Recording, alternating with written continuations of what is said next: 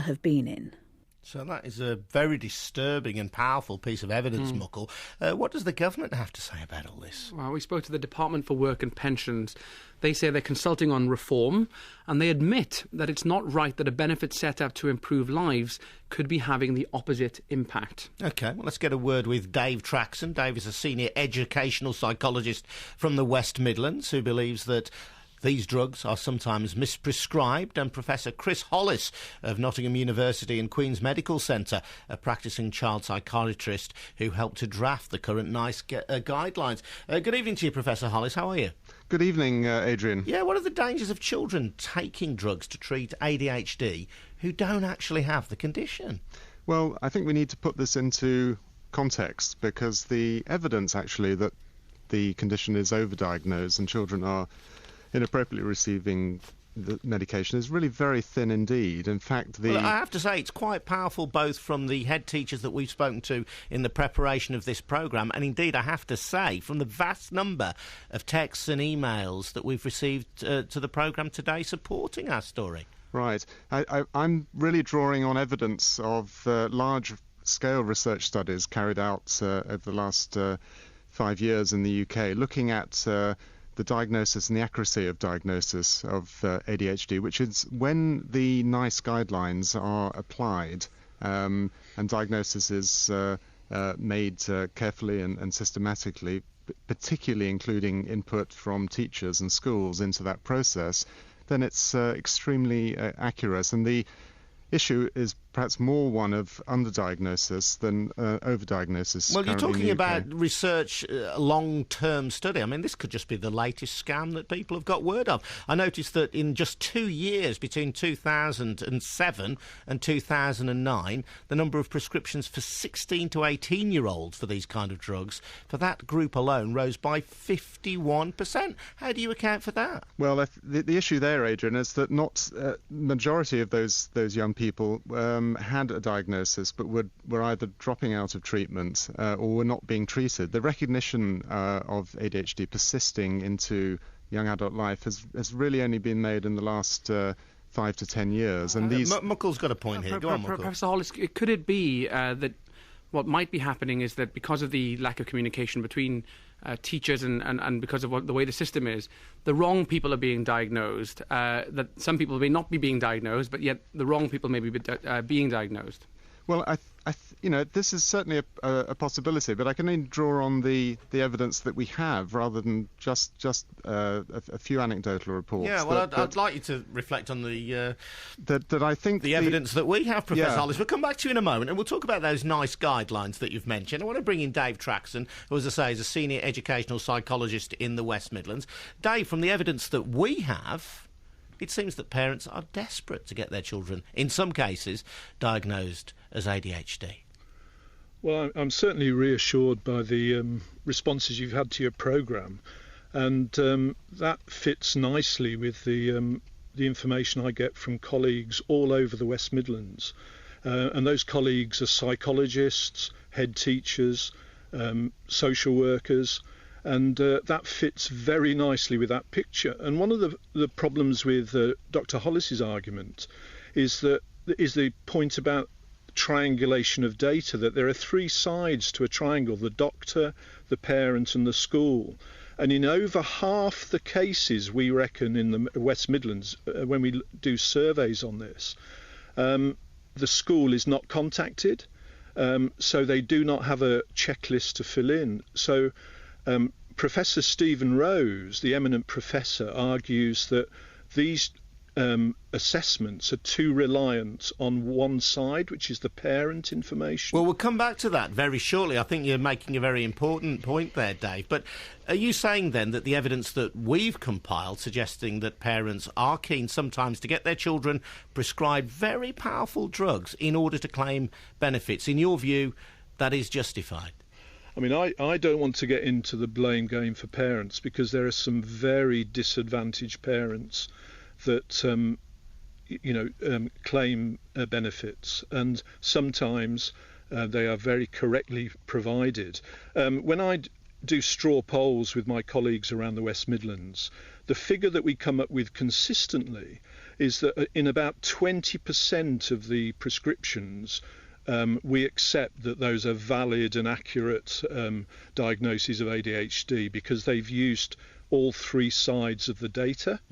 But in the other 80%, a lot of my colleagues all over the country, not just the West Midlands, because I've spoken at 2 national conferences recently, colleagues all over the country have major concerns about the appropriateness, especially in relation to the use of some very questionable checklists. OK, well, we'll get Professor Hollis to comment on that before too long. Dave TRAXSON and Professor Hollis, thank you both very much indeed. And of course, here on 5 Live Investigates, as always, we're keen to hear about your experiences of ADHD. Are doctors too willing to prescribe mood-altering drugs to children? Or are parents who try to help their offspring being unfairly stigmatised? 5 Live Investigates with Adrian Goldberg. Tonight on 5 Live Investigates, claims that youngsters who are simply badly behaved are being diagnosed with attention deficit hyperactivity disorder, ADHD, and being put on powerful stimulant drugs. Many children with the complaint do benefit from treatments like Ritalin, but we're hearing allegations on the show from 2 head teachers who say that some parents push doctors into giving medication even when it's not suitable, sometimes to help them get benefits. There have also been claims that doctors are too willing to do a tick-box examination of the children instead of checking properly with the school whether their behaviour can be properly classed as ADHD. Your responses have been coming in, and our reporter Mukul Devachand has been sifting through the texts and emails, as well as your tweets and your Facebook responses. And there have, Mukul, been loads. There have. There's been an epic response, really, Adrian. One woman in London, we won't use her name, she says, "Unfortunately, I have to agree with these suspicions. I have a family member with 2 children who've been diagnosed with a myriad of disorders, including ADHD. As far as I and other family members can see, there's nothing wrong with these children. They behave perfectly normally around us, but where the mother is claiming every benefit available to her because of this diagnosis." P says, "I know personally of a mother who wants to play the system to claim extra benefits. She would feed her primary school aged son chocolate, sweets and fizzy drinks before assessments to create hyperactive, distorted behaviour." I don't know if that would get past the doctors. But no, well, Peter says, "I'm a sufferer of ADHD, and what these head teachers have to say on the matter is completely insulting to people such as me. These head teachers have no medical or psychological training, and yet they see fit to judge if a person is lying about a severe condition." An anonymous emailer says, "My son was diagnosed with ADHD by a psychiatrist. He now takes medication but has been refused disability living allowance because he is, quotes, of above average intelligence, despite his behaviour at home being destructive and violent. I do not doubt that what the head teachers say is true, though. I am also a teacher and know of one child in receipt of benefits who sold his Ritalin for even more money, but the blame lies with the government as well as the parents." And Muckley, I'm intrigued. Yeah, where are the doctors in all this? I mean, even if parents are pushy, surely it's the doctors who have the final say. Of course they do, Adrian. But there's evidence that in some cases doctors aren't quite following the recommendations in the clinical guidelines that Professor Chris Hollis mentioned earlier. According to those guidelines, doctors are supposed to check whether a child displays symptoms of ADHD in more than one setting. So perhaps not just at home with the parents, but in the school as well. The head teacher of one primary school I spoke to said 2 or 3 children each year in her school are now medicated without doctors checking the kids' behaviour with the teachers first. Parents will go to their GPs, who then refer them on to a paediatrician. They will have any time from 20 minutes to an hour with the paediatrician to tell them all about what their child is doing at home, and then a drug is prescribed with no consultation with the schools. So we just feel that the paediatrician is not getting a full picture of that child in all its settings. Do paediatricians check with you before prescribing these drugs? Not in every case, no. I worked with another authority where it worked very well. The doctors would ask teachers to monitor a child in class, whether they showed signs of settling down, whether concentration was poor, whether social interaction had improved, whether their diet had changed, and whether they'd become more lethargic. And then there was a meeting to discuss with the parent whether the drug that was being used was the right one for the child. But this hasn't been the case with the doctors in this authority. So no, we don't have any correspondence. We have to chase it up with the paediatricians here. So in a sense, she's backing up what Dave TRAXSON said to us earlier on, that some authorities and doctors don't do the proper checks. Yes, that's right. But to be clear, she's saying that it varies from area to area and also from doctor to doctor. I've been told that some doctors do check as well, but they just send a general form for teachers to fill out, which is the same for ADHD or other behavioural disorders as it is for physical conditions like asthma. Why is it so important to check what goes on at school? The risk is that, number one, if they don't check, they don't see it in different contexts, it might not actually be ADHD. And of course, as well, the risk is that some families who are very keen to get an ADHD diagnosis could use the fact they're not checking to play the system. So, like filling their kids up with fizzy drinks, as one emailer suggested before the diagnosis test. Exactly. Well, the head of one primary school I spoke to told me about a 10-year-old whose parents lied to a paediatrician to get his dosage of ADHD drugs increased.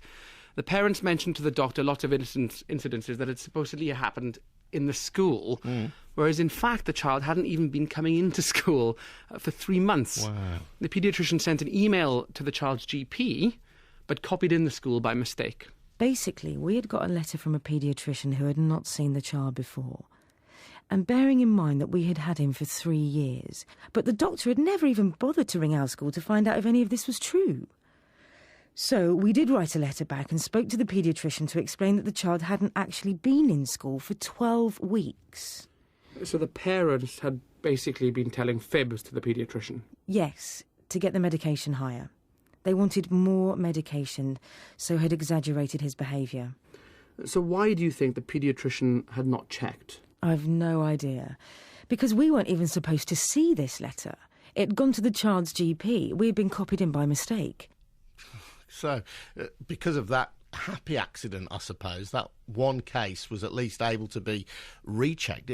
Goodness knows how many other cases there are out there which schools are simply unaware of. But this case does have a happy ending after all that. The school contacted the doctor, who re-examined the child and determined that he didn't have ADHD at all, but rather had extreme anxiety.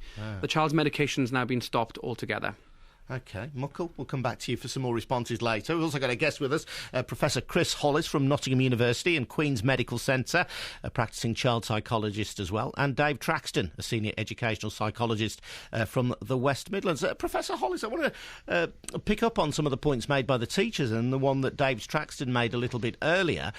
He claims that 80% of these tests, of these diagnoses, are not made in accordance with the guidelines which you, as a member of NICE, drew up. Well, that's very concerning, and I would agree entirely with Dave that this is if this is the data he's getting from the West Midlands, it is very concerning because, as I said, what we know is that if clinicians follow the guidelines, then diagnosis is accurate, and it is essential that it should involve teachers and they're part of that process. But clearly there is variation, and that's concerning. And often the issue is